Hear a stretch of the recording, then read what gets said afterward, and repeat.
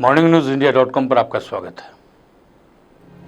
एक शख्स चले गया अपनी बहुत सारी यादें छोड़ के, जिसे युगों युगों तक याद किया जाएगा। ये शख्स चले गया जिसे सिर्फ समाज की सोची, समाज के वंचित वर्ग की सोची, समाज के पर्यावरण की सोची, स्वच्छता की सोची। ये और कोई नाम नहीं, बिंदेश्वर पाठक है, सुलभ इंटरनेशनल के संस्थापक। भारत के अंदर जिस तरीके से सुलभ इंटरनेशनल ने अपना काम किया है, आप सोच के देखिए, जिस कच्ची बस्ती के अंदर भी कभी टॉयलेट्स का कोई सोच नहीं सकता था, वहां भी टॉयलेट्स की व्यवस्था है। और टॉयलेट भी इतने साफ कि आप सोच नहीं सकते। उन टॉयलेट्स में काम करने के लिए लोगों को रोजगार मिला। जगह जगह सुलभ इंटरनेशनल करके के जो टॉयलेट्स बनाए गए, सरकारें आज तक भी, व्यापार मंडल आज तक भी बड़े से बड़े शहर के किसी भी बाजार के अंदर ऐसे पब्लिक टॉयलेट्स आज तक बना नहीं सकी।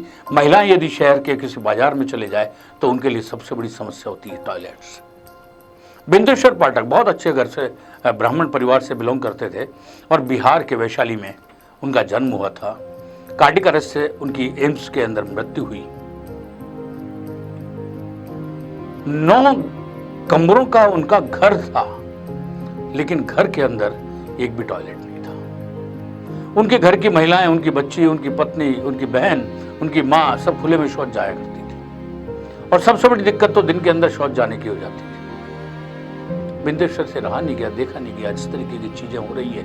और उनके घर के अंदर सब कुछ होते हुए भी सिर्फ शौच की व्यवस्था नहीं, सोच नहीं थी। और वो सोच डेवलप करी बिंदेश्वर पाठक। बिंदेश्वर पाठक ने छोटे शहर से अपनी शुरुआत करी। करते करते करते करते पूरे हिंदुस्तान में जहां सोच नहीं सकते, पहाड़ से लेकर मैदान तक, दुर्गम से दुर्गम स्थान से लेकर जो पथरीले इलाके हैं उन तक, सब जगह सुलभ इंटरनेशनल की स्थापना। पर्यावरण के लिए कितना बड़ा काम किया, आप सोच नहीं सकते कि जो खुले में शौच से जो पर्यावरण दूषित होता था उससे बचत हुई। महिलाएं जो तकलीफ में आती थी, दिन में खुले में शौच नहीं जा पाती थी, वो आराम से अब अपनी सम्मान से जा सकती है। प्रधानमंत्री नरेंद्र मोदी ने भी एक मिशन चलाया, घर घर शौचालय वाला।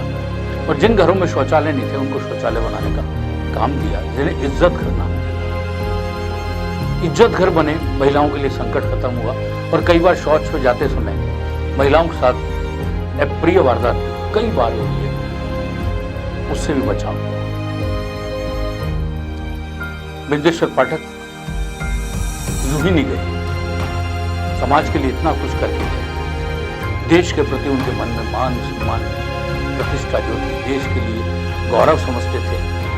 और देश के लिए बार बार कुछ करने की उनके दिमाग के अंदर लगी रहती थी। किस तरीके से सुलभ इंटरनेशनल के जरिए लोगों को और अतिरिक्त सुविधाएं दी जाए, लोगों को जागरूक किया जाए, लोग फिर ताकि तकलीफ जरा सी भी नहीं भुगते। प्रधानमंत्री नरेंद्र मोदी उनके निधन से काफी दुखी हुए हैं और उन्होंने ट्वीट भी किया है और उनके निधन को अपूर्णीय क्षति भी बताया। उन्होंने भारत सरकार के स्वच्छता मिशन के अंदर सुलभ इंटरनेशनल के जो योगदान है उसको भी बारंबार याद किया। बिंदेश्वर पाठक जैसा नाम था वैसा ही करके गए। 15 अगस्त 2023 को सुबह पहले तिरंगा लहर रहा था, घर घर तिरंगे के काम चल रहे थे।